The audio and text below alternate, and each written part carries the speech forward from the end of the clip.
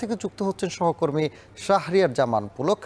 পুলক, জানাবেন যে শীতের আগাম সবজির দরদাম আর পর এখন বাজার পরিস্থিতি কেমন, কি বলছেন ক্রেতা বিক্রেতারা, সেই সাথে মুরগি ও মাছের চিত্র কি? উচ্চ আবহাওয়া সহ শীতের আগমনী বার্তা নিয়ে আসছে শীতের আগাম সবজি। আমরা সকাল থেকে রাজধানী বাজার ঘুরেছি।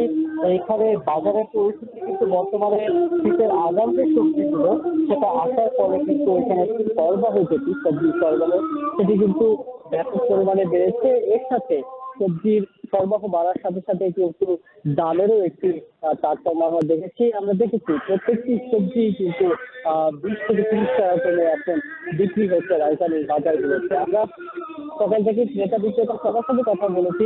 তারা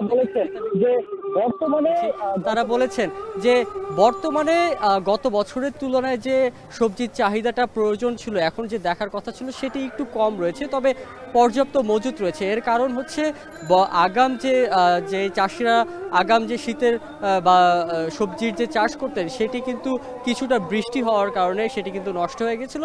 এর কারণে আবাদটি কিন্তু দেরিতে শুরু হওয়ার ফলে এই যে রাজধানীর বাজারগুলোতে যে শীতের আগাম সবজি আসা সেটি একটু কিছুটা ব্যাহত হচ্ছে। তবে দাম নিয়ে ক্রেতা বিক্রেতাদের মধ্যে দুই পক্ষেরই কিন্তু স্বস্তি আমরা দেখেছি।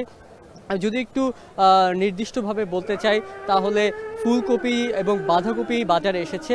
এই দুইটি সবজি কিন্তু ছোট এবং বড় আকারে দুইটি দেখা যাচ্ছে, তবে ছোট ফুলকপি বিক্রি হচ্ছে 30 থেকে 40 টাকার ঘরে, কিন্তু বড় যে ফুলকপিটি সেটি ফুলকপি এবং বাঁধাকপি এই দুটি কিন্তু 100 টাকার ঘরে মিলছে। এই 100 টাকার যে ফুলকপিটি সেটি কিন্তু আগামী 2 থেকে 3 সপ্তাহের মধ্যে 30 টাকার মধ্যে নেমে আসার কথা রয়েছে।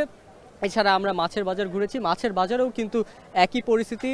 দাম বিক্রেতারা বলছেন 50 থেকে 100 টাকা কমে এখন দাম মাছ বিক্রি হচ্ছে। এছাড়াও রুই মাছ 320 টাকা কেজিতে বিক্রি হচ্ছে। এছাড়া আরেকটু যদি যোগ করতে চাই তবে সবজির সাথে ফলের বাজারও কিন্তু এসেছে। টক ফল সেটাও কিন্তু রাজধানীর বাজারগুলোতে দেখা যাচ্ছে। সানি, এই ছিল আমার কাছে কারণ বাজার থেকে সর্বশেষ।